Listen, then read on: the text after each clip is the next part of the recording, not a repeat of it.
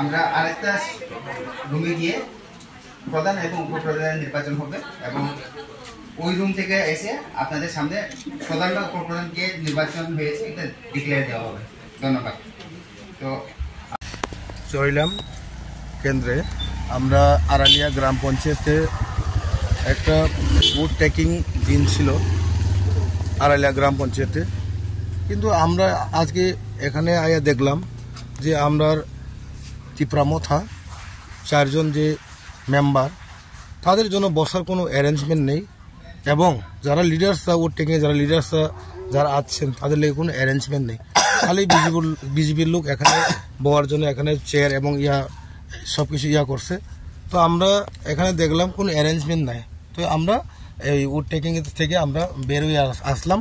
আমরা এই পরের দিন আমরা ভিডিওকে আমরা এই টাইম দিয়ে আমরা নেক্সট টাইম নিয়ে আমরা শপথ গ্রহণ নিব। কিন্তু আমি একটা বলতে চাই যে এখানে যে এই বিডিও সাহেব যে অ্যারেঞ্জমেন্টটা যেভাবে অ্যারেঞ্জমেন্টটা করছে, কিন্তু এরভাবে অ্যারেঞ্জমেন্ট আমি কোনো দিনও আমার জীবনে শপথ গ্রহণ আমি দেখলাম না। এই প্রথম 40 থেকে 50টা চেয়ার অ্যারেঞ্জ করছে। এর মধ্যে প্রায় তাদের প্রায় 70 থেকে 80 জন লোক তাদের, আমরা আছে প্রায় 50 থেকে 60 জন, কিন্তু আমাদের কোনো বসার জন্য এবং এই লিডার্স এবং যারা আগত তাদের কোনো বসার জন্য কোনো একটা ব্যবস্থা করা হয়নি। তাই আমরা ভোট টেকিং আজকে নিব না, আমরা এই 1-2 দিনের পরে বিডিওর সঙ্গে কথা বলে আমরা ডেট নিব।